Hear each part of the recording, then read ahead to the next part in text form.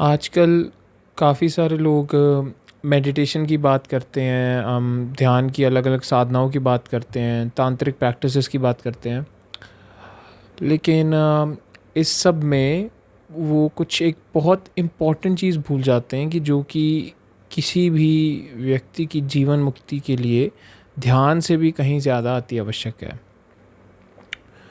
और ध्यान एक मेथड है, अगर मैं बात कहूँ तो, कि प्रैक्टिसेस होती हैं कि ध्यान से हम जो हमारा स्वयं का आत्मस्वरूप है, जो सच्चा हमारा जो सेल्फ है, और उसमें हम एक्चुअल में जो हमारी कंडीशनिंग्स हैं, हमारे जो आइडेंटिफिकेशंस हैं, हमारे विचार हैं, इन सब से परे होकर हम उसमें स्टेबलाइज कैसे हो सकते हैं। सभी ध्यान की प्रैक्टिसेस, मेथडोलॉजीज़, तांत्रिक विद्याओं का सबका यही एक गोल होता है कि व्यक्ति का जो आत्मा का सच्चा रूप है, जो कि बिल्कुल कंडीशनलेस है, जिसे अगर हम बुद्धिज़्म के वे में कहें तो नथिंगनेस जिसे कहा जाता है, शून्य कहा जाता है, ये प्योर कॉन्शियसनेस की, प्योर बीइंग की, ये वो, मैं सिचुएशन नहीं कहूँगा, ना ऐसे अवस्था कहूँगा, क्योंकि अवस्था चेंज होती रहती है, लेकिन ये हमारा रियल नेचर है। यही सच है, वो जो शून्यता है जिससे हम ध्यान में, जब कोई भी कहता है कि मैं मेडिटेशन कर रहा हूँ, उसका कहने का मतलब होता है कि मैं अपने आप को खोकर, अपनी जितनी आइडेंटिफिकेशंस हैं, मेरी जितना जो भी मेरी कंडीशनिंग्स हैं, और मेरे जो विचार आ रहे हैं, और जो मेरी मेमोरीज़ हैं, जो भी सब कुछ है, उस सब को मैं छोड़कर, उस सब से परे जाकर जो मैं सत्य में हूँ, उसमें मैं स्वयं को समर्पित कर रहा हूँ। जो अपनी उसकी कंडीशनिंग है, स्वयं का यहाँ मतलब है कि जो उसका एक आईडी बन चुकी है, जो उसकी आइडेंटिटी बन चुकी है। क्योंकि जैसे ही कोई भी एक बॉडी फॉर्म में आता है, तो धीरे धीरे ओवर टाइम कंडीशनिंग्स चढ़ती जाती हैं, आइडेंटिटीज़ बनती जाती हैं, और व्यक्ति खुद को अलग अलग कंडीशनिंग्स के साथ खुद को आइडेंटिफाई करना शुरू कर देता है। जैसे सबसे पहले तो वो स्वयं को अपने नाम से, फिर अपनी परिवार से, धर्म से, जात से, नेशनैलिटी से, रहने सहने के ढंग से, इतनी सारी चीज़ों से वो खुद को आइडेंटिफाई करने शुरू हो जाता है। इसीलिए उसको मेडिटेशन की बात कही जाती है, ध्यान की इतनी बात कही जाती है स्पिरिचुअलिटी में, क्योंकि ध्यान एक वो तरीका है जिससे इंसान स्वयं को सही मायनों में, वो जो सच में है, जो जो सत्य में ब्रह्म स्वरूप है, उसे देख सकता है, उसमें गिर सकता है। और यहाँ पे कुछ ऐसी चीज़ है कि देखने वाला भी नहीं बचता। अब यहाँ तो कॉन्ट्रडिक्टिंग बात हो गई कि देख सकता है और देखने वाला नहीं बचता। जो सही में ध्यान में गए हैं, जिन्होंने सत्य में मेडिटेशन को समझा है, जो प्रैक्टिस भी करते हैं, वो ये समझेंगे कि जब भी वो सही मायनों में ध्यान में होते हैं, तब वो होते नहीं हैं एक हिसाब से। उनका जो मैं का भाव होता है, उनका जो स्वयं का भाव होता है, वो हट जाता है। और सिर्फ वही नहीं, most of the time it's like I would say a feeling of void, an explainable feeling. Feeling भी एक तरह से सही वर्ड नहीं है, क्योंकि ये कुछ ऐसी चीज़ को मैं डिस्क्राइब करना चाह रहा हूँ जिसके लिए शब्द बने ही नहीं हैं। शब्द हमेशा टेम्परेरी चीज़ के लिए बने गए हैं कि जो चेंज होती रहेगी। फीलिंग्स हैं, मेमोरीज़ हैं, हमारा जो बॉडी माइंड है, सब कुछ एक ट्रांजिएंट फेज़ में चल रहा है, मतलब बदले जा रहा है।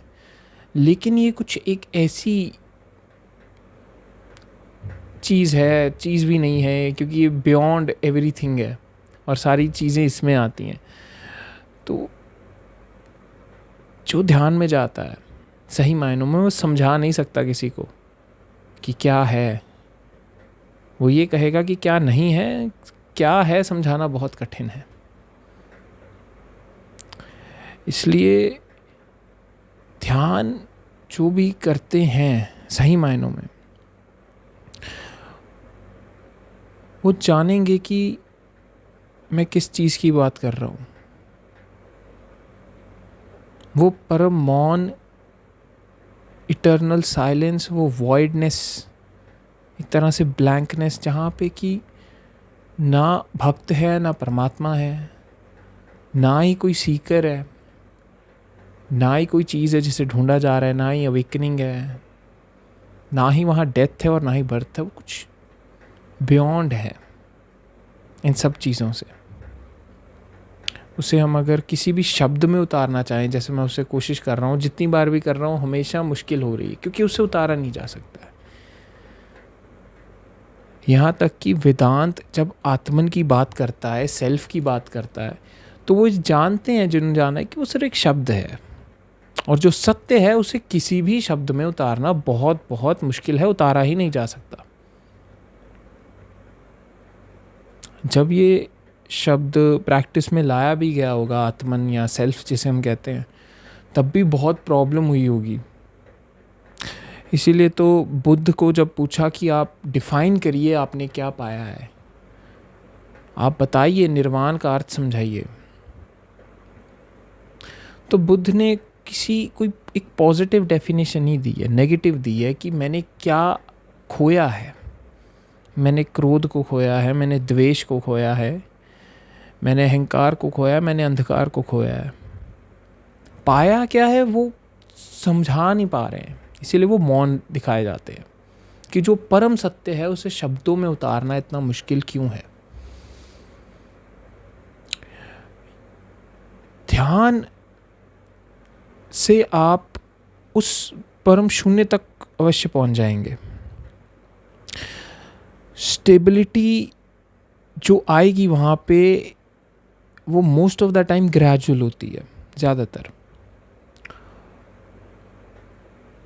और अगर किसी की इमीडिएट हो भी रही है तो वहाँ पे जो एंड का लिंक बचता है वो ब्लैंकनेस, वॉइड से, नथिंगनेस से to everything, from nothing to the pure infinite का वो जो एंड का जो मैं कहूँ जो गैप है, वो तो तभी होता है जब आत्मन, मतलब परमात्मा या जो भी आप शब्द देना चाहें, जब वो स्वयं चाहेगा तभी ये होगा। मतलब कि किसी की अवेकनिंग, या जैसे आप एनलाइटनमेंट कहते हैं या निर्वाण प्राप्ति कहते हैं या जो भी कहते हैं, वो तभी होगी जब परमात्मा स्वयं चाहेगा या स्वयं आत्मन स्वयं चाहेगा स्वयं को स्वयं से मिलाना। तो यहाँ पे ध्यान आपको एक सीमा तक ले जाता है, वो शून्य तक, वहाँ तक। लेकिन जो एंड का सफ़र है वहाँ पे सब छोड़ना होगा, बिल्कुल शून्य में गिर के पूर्ण तरह से समाप्त होना होगा, स्वयं के सारी आइडेंटिफिकेशंस को, सब कुछ पूर्ण निर्विचार से, वहाँ से जो अंतिम पड़ाव है वहाँ से स्वयं परमात्मा ही आपको खींचते हैं। इसलिए कहते हैं कि जो भक्ति का मार्ग होता है उसमें जो भक्त होता है वो बिल्कुल स्टार्टिंग पॉइंट पे ही समर्पण कर देता है, बिल्कुल शुरू पे ही छोड़ देता है उसके हवाले कि मुझे तो कुछ नहीं पता, बस वही जाने। लेकिन जो बाकी मार्ग हैं ध्यान के या दूसरी विद्याओं के, तो वहाँ पे भी समर्पण होता है, लेकिन अंत में होता है। अब यहाँ पे अगर कोई ध्यान के मार्ग पे और वहाँ शून्यता में भी गिरा है, तो वहाँ से जो फ्रॉम नथिंग टू एवरीथिंग का जो सफ़र है, जो एंड का गैप है, वो गैप तभी होगा जब सरेंडर हो पाएगा। और सरेंडर भी आपके हाथ में नहीं है। तब पूर्ण तरह से आपने सीकिंग, अगर किसी ने मेडिटेशन इस कारण से भी शुरू की है कि मुझे एनलाइटनमेंट चाहिए, मुझे मुक्त होना है, तो आप, मैं कहूँगा कि ये विचार छोड़ दें, इस विचार को भी मत रखें, इसे भी छोड़ दें, और किसी भी गोल ओरिएंटेड माइंडसेट को लेके मत मेडिटेशन कीजिए, क्योंकि जब मेडिटेशन करेंगे तो वहीं फिर बैकग्राउंड में ही चलता रहेगा, मुझे तो ये करना है, आज मुझे इतने घंटे ध्यान में बैठना है, इतने घंटे करूँगा तब कुछ होगा। नहीं, ऐसे नहीं होगा। जो सबसे ज़रूरी बात होती है, जो मैंने इतने सारे लोगों से जिनकी मुक्ति हुई उनसे बात की है, और अपने पर्सनल एक्सपीरियंस से भी अगर बताऊं, तो ये इस सब में एक ही सबसे ज़्यादा जो कॉमन फैक्टर रहा है वो है तृष्णा, लॉन्गिंग फॉर जो ट्रुथ होती है ना, या लॉन्गिंग फॉर गॉड। तृष्णा या तो सत्य के लिए होगी या परमात्मा के लिए होगी। मुक्ति के लिए जैसे आप तृष्णा लेके आएंगे वैसे आप बन जाएंगे। तो बुद्ध की जब जो तृष्णा थी, सिद्धार्थ की, जिसे हम गौतम बुद्ध कहते हैं, तो उनकी तृष्णा थी सत्य के प्रति। ओशो की अगर आप बात करें तो उनका भी सत्य के प्रति तृष्णा थी। कृष्णमूर्ति, महर्षि रमन, तो और कई बार आप खोज भी नहीं रहे होते हैं और अपने आप हो जाता है। जैसे एग्जाम्पल में हम महर्षि रमन ले सकते हैं, हम एखार्ट टोले की बात कर सकते हैं। तो ये कुछ वैसे एग्जाम्पल्स हैं जहाँ पे एकदम से हो रहा है, लेकिन वहाँ पे भी कहीं ना कहीं कुछ ऐसी इमीडिएट एक्ट्स हुए हैं उनके अवेकनिंग से पहले, जहाँ पे जिसने ये पॉसिबल किया है।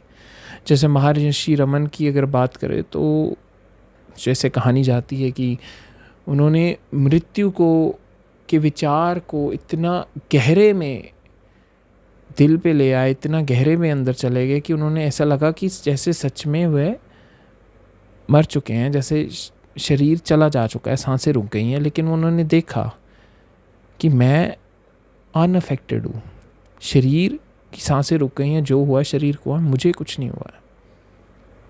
तो वहाँ से जब उन्हें ये रियलाइजेशन हुई, तब उनका जो हम कहेंगे कि उन्हें जीवन मुक्ति मिली या निर्वाण प्राप्ति हुई।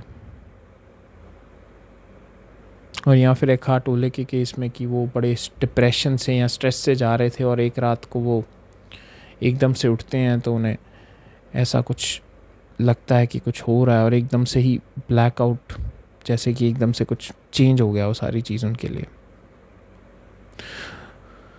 तो कहीं ना कहीं कुछ ट्रिगर पॉइंट्स हो सकते हैं किसी की, क्योंकि हर किसी की जर्नी अलग है। कुछ ना कुछ ऐसा कोई पास्ट के आपके, अगर मैं कहूँ साधना की बात करूँ, या पास्ट कार्मिक कई बार चीज़ें भी होती हैं जो आपको स्पिरिचुअलिटी की तरफ, चाहे आप चाहो ना चाहो, कहीं ना कहीं से वो ले ही आती है।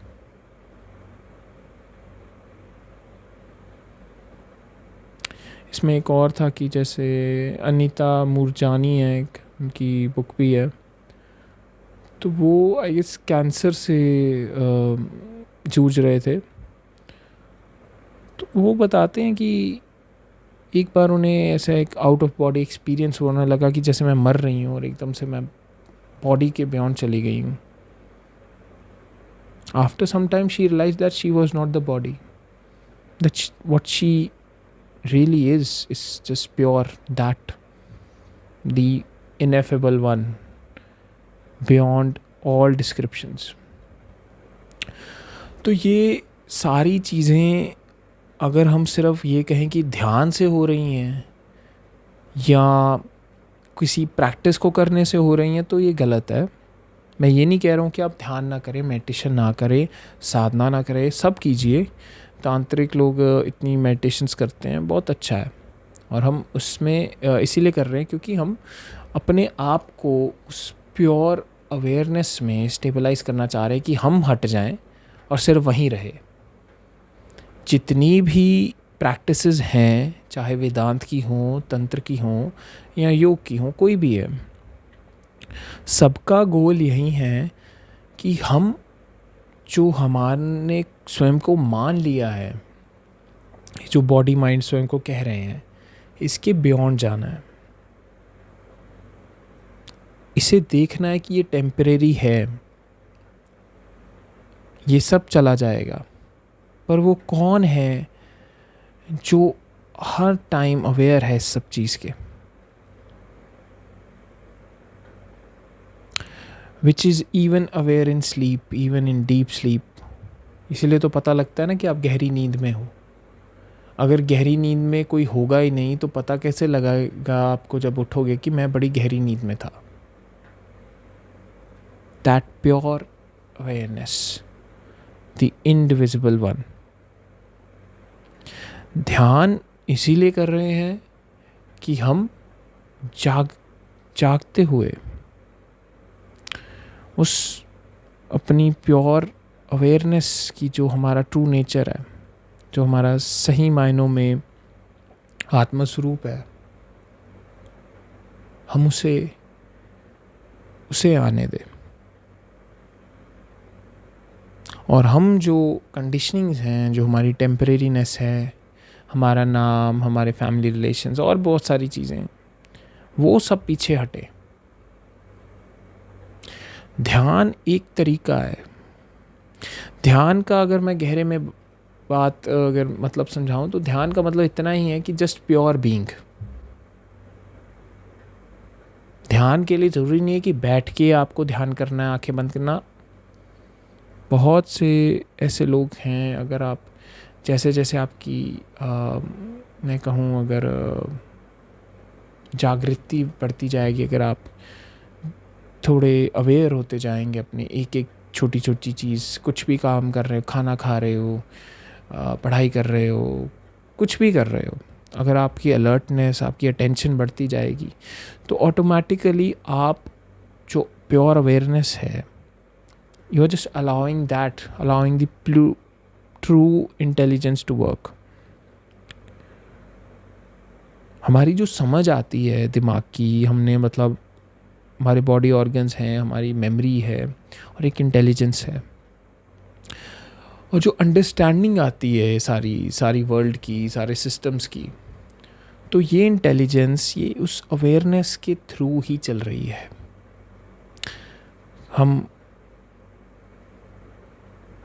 हमें होश होता है, हमें चेतना होती है, और चेतना उस पर ब्रह्म, उस प्योर कॉन्शियसनेस से ही आ रही है। इसीलिए हम भारत में एक ईश्वर को, मतलब ईश्वर के नाम को चैतन्य भी कहते हैं। चैतन्य भी कहा जाता है परमात्मा को। चैतन्य मतलब प्योर कॉन्शियसनेस, क्योंकि चेतना वहाँ से आ रही है। ध्यान कीजिए आप, पर ध्यान को भी आप कोई नशा ना बना लीजिए।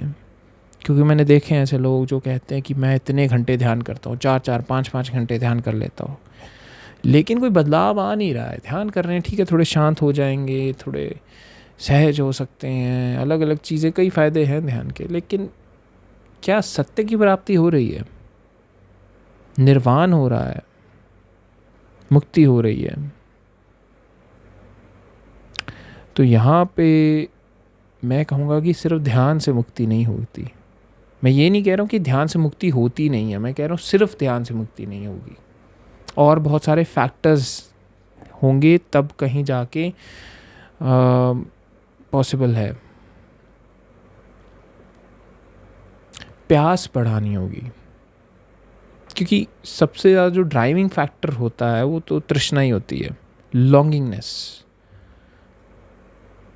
क्योंकि जब तृष्णा बढ़ेगी तो मन की जो हमारी जो बांधाएं हैं, जो बंधन है मन के, वो छूट पाएंगे। शैकल्स ऑफ द माइंड जिसे हम कहते हैं ना, जो बेड़ियां डाल रखी हैं मन ने हम पे, वो टूटेंगी, क्योंकि तृष्णा बढ़ेगी। प्यास बढ़ेगी तो फिर और ज़्यादा पागलपन भी छाएगा सत्य के लिए। तो मेरा जो मेन मोटिव था ये वीडियो का, वो यही था कि अगर आप मेडिटेशन करते हैं, अगर आप ध्यान की प्रैक्टिसेस करते हैं, बहुत अच्छी बात है, कीजिए, लेकिन आप उसे एक तरह से वो ना बना लीजिए कि मैंने कुछ हासिल करने के लिए ध्यान कर रहा हूँ, या फिर मैं सत्य को ऐसे पालूंगा। तो यहाँ पे जो अगर आप ऐसी सोच रख रहे हैं तो आपकी अभी भी सोच डोमिनेंस की है, कब्ज़ा करने की है कि कब्ज़ा करना है मुझे दूसरे पे। सत्य को ऐसे कब्ज़ा करके तो नहीं जीता जाएगा। स्वयं को अगर पाना है तो जो आप नहीं हो उसको हटाना होगा, तभी तो जो आप हो वो आ पाएगा। इंसान का सबसे बड़ा दुश्मन वो खुद है। हमारा मतलब कि जो हमारी आइडेंटिफिकेशंस हैं, जो हमारी सोचने के ढंग हैं, माइंडसेट हैं, कंडीशनिंग्स हैं, ये सब यही सबसे बड़ा दुश्मन है हमारा। अगर मैं अपनी बात करूं तो मैंने ध्यान बहुत कम किया है, और जब किया भी है तो स्पॉन्टेनियसली किया है। मतलब कि कभी ऐसा नहीं था कि मुझे उठ के इतना ध्यान करना है ना, ऐसा कभी नहीं था। मेरा ध्यान जब होता भी था तो बड़ा, क्योंकि मैं ध्यान को ऐसे नहीं लेके चल रहा था कि करना है, मैं हो रहा था कि अलर्टनेस बढ़ाऊंगा धीरे धीरे धीरे धीरे। चाहे खाना खा रहा हूँ, कुछ एक एक, जब खाना खा रहा हूँ, चावल खा रहा हूँ तो एक एक दाने को महसूस करूँगा, पानी पी रहा हूँ, कुछ भी कर रहा हूँ, तो वो एक तरह का वो भी ध्यान है। जो सारी तांत्रिक प्रैक्टिसेस हैं जितनी भी, 112 मेडिटेशंस की बात की जाती है तंत्र में, विज्ञान भैरव तंत्र में, वो सारी एक ही फाउंडेशन पे बेस्ड हैं, वो है ध्यान, अटेंशन। एक तरह से कितने आप अलर्ट हैं, कितने जागरूक हैं आप अपने कार्यों में।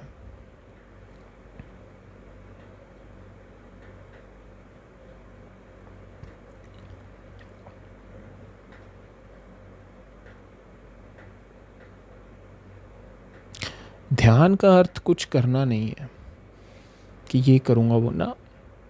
ध्यान का अर्थ है कि जो पूर्ण है उसे आने दे। कुछ नहीं करना सबसे बड़ा ध्यान है, बिल्कुल कुछ नहीं करना, ना सोचना। यहाँ पे एक ज़ेन में एक बहुत फेमस एक प्रैक्टिस मानी जाती, पूरा स्कूल है ज़ेन का इसके ऊपर, और वो इसी की बात करते, कुछ नहीं करना है, सोचना भी नहीं है, कुछ नहीं, बिल्कुल शून्य। इससे बड़ा ध्यान है ही नहीं। अगर वो नहीं होता है तो गहरी नींद कर लीजिए, मन शांत रहेगा तो गहरी नींद भी आएगी। अगर योगा में बात करें तो शव आसन एक बहुत अच्छा, मैं कहता हूँ कि एक प्रैक्टिस अगर आप करना चाहे तो, क्योंकि शव आसन में भी आप एकदम से, अगर आप शव आसन में सांसें भी रोक लें, जैसे बिल्कुल शव की तरह पड़ जाएं और स्वयं को देखें तब, क्योंकि सांस रुकी है, मरे तो नहीं हो, सांस रोक के रखी है कुछ समय के लिए, और स्वयं को देखो तब भी महसूस होगा शरीर थोड़ा अलग है, मैं अलग हूँ। अगर हम विटनेसिंग प्रैक्टिस की भी बात करें जो नॉर्मली कराई जाती है वेदांत में, और भी कई सारे स्कूल्स हैं, बुद्धिज़्म में भी कराई जाती है विटनेसिंग, तो सारे उसका मेन गोल यही है कि आपको आपके माइंड और बॉडी से थोड़ा अलग कर दे, कि आप अलग हो इनसे, आप फिटनेस हो। आप बॉडी के एक्शंस को देख रहे हो, विचारों को देख रहे हो, लेकिन आप स्वयं विटनेस हो। सो ये सारी प्रैक्टिस का जो गोल है कि एक डिस्टिंक्शन बनानी इन दोनों चीज़ों में, कि हाँ मैं इस चीज़ से अलग हूँ, मैं जुड़ा हुआ नहीं हूँ, मैं इससे अलग हूँ। लेकिन इस प्रैक्टिस की भी कुछ सीमाएं हैं, क्योंकि फिर अगर आप मान लीजिए कि मैं शरीर नहीं हूँ, मैं विचार नहीं हूँ, मैं मन नहीं हूँ, मैं सिर्फ दृष्टा हूँ, तो नई बंधन हमारा बन गया दृष्टा, कि मैं विटनेस हूँ। वो एक तरह की नया, एक तरह से बिलीव आ गया है। तो बहुत सारे लोग बहुत सारे विटनेसिंग ही करते रहते हैं, क्योंकि वो ये रियलाइज़ नहीं कर पाते कि जो विटनेस है वही अब एक तरह से बाधा बन चुका है, वही रोक के खड़ गया है अब। जो विटनेसिंग पे है उन्हें ये रियलाइज़ करना होगा कि विटनेसिंग में विटनेस को भी छोड़ना होगा, तभी आप आगे जा सकते हैं।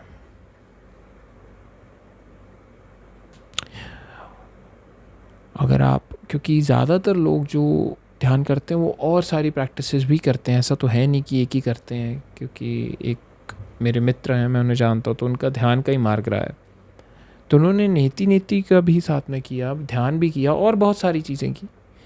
तो बहुत सारी चीज़ें लगती हैं, तो जैसे उनको तो लगभग 6-7 साल की मैं कहूँगा कि ध्यान की साधना और नीति नीति, उसके बाद उनने ये सब छोड़ा। तो फिर कहीं जाके उनको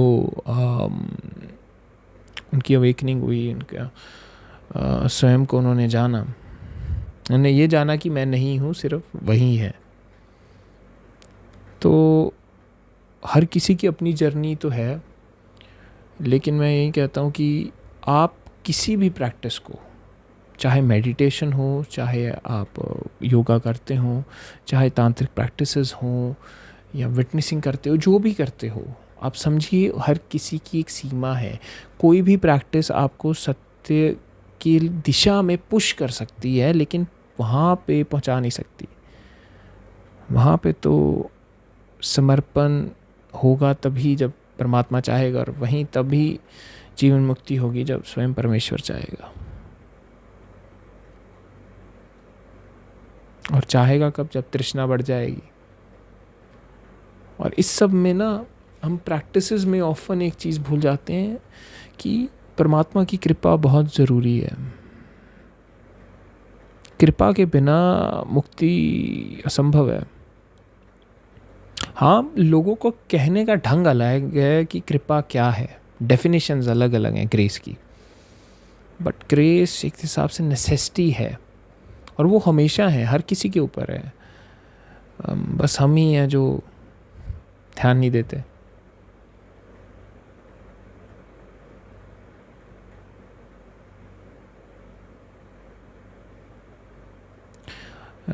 रामकृष्ण ने एक बार कहा था कि उनसे पूछा गया कि परमात्मा की कृपा कुछ पर होती है या सब पे होती है, तो क्या ऐसा क्या करना होगा जिस पे कि मुझ पे भी कृपा हो जाए? किसी शिष्य ने पूछा था उनसे, तो उनने कहा कि ईश्वर की कृपा हवाओं जैसी है, हमेशा ही बह रही हैं। जैसे समुद्र में एक नाव चल रही हो, पुरानी जो नाव होती थी तो वो तो हवा से ही आगे बढ़ती थी, जो पुरानी शिप्स होती थी। तो वो कहते कि हवा तो हमेशा ही बह रही है, परमात्मा की कृपा तो हमेशा ही है, लेकिन हम ही हैं जिन्होंने नाव के वो कपड़े नीचे कर रखे हैं, इसलिए चल नहीं रही है नाव। उस थोड़े कपड़े को ऊपर करो, खोलो उसे, फिर ही हवा आगे लेके जाएगी नाव को। तो आप जीवन को थोड़ा गहरे से देखिए, अपनी प्रैक्टिसेस को देखिए, अपनी एक एक चीज़ को देखिए। जितना धीरे धीरे आप कर्ता का जो भाव है ना वो हटाते जाएंगे, उतना ही आप स्वयं के पास बढ़ते जाएंगे। क्योंकि जो कर्ता का भाव है वो निकल के आ रहा है आपकी जो एक सेपरेट सेल्फ कह लूँ, या जो आइडेंटिफिकेशंस हैं आपकी, आपके नाम, आपकी बॉडी, जो भी आपकी कंडीशनिंग से निकल के आ रहा है वो कर्ता का भाव। अवेयरनेस से कभी भी वो कर्ता का भाव नहीं आता, because for awareness there is not two, कोई अदर है ही नहीं, कोई दूसरा है ही नहीं। तो कर्ता का वो भाव भी किसी के प्रति वो आ ही नहीं रहा है कि मैंने ये किया वो किया, कुछ नहीं, सेपरेटनेस है ही नहीं। तो करेगा कौन और करेगा क्या, ये बहुत डायरेक्ट बात है। जो जानते हैं वो समझ सकते हैं कि मैं किस चीज़ की बात कर रहा हूँ। तो मेरा बस यही है कि आप अगर ध्यान करते हैं, कोई भी प्रैक्टिस करते हैं, कीजिए, लेकिन समझिए उसकी सीमाएं हैं, और आप परमात्मा की कृपा के ऊपर उस पर भी थोड़ा रिलाई कीजिए। इसलिए वेदांत में प्रैक्टिसेस कराई जाती हैं, लेकिन साथ में मंत्र जाप, पूजा आराधना, वो भी सब होता है, क्योंकि वो जानते हैं कि बिना उसकी कृपा के नहीं होगा, चाहे हम जितना मर्जी कोई भी प्रैक्टिस कर लें, कुछ भी कर लें। सो आज की वीडियो में मैं इसी के साथ एंड करता हूँ। बाकी आप अगर हमारे साथ कनेक्ट करना चाहें तो आप हमारा टेलीग्राम ग्रुप ज्वाइन कर सकते हैं, या फिर आप हमें फॉलो कर सकते हैं हमारे सोशल मीडिया साइट्स पे। और अगर आपका कोई क्वेश्चन हो तो आप हमें या तो टेलीग्राम ग्रुप में या आप सीधे कमेंट्स में लिख के बता सकते हैं।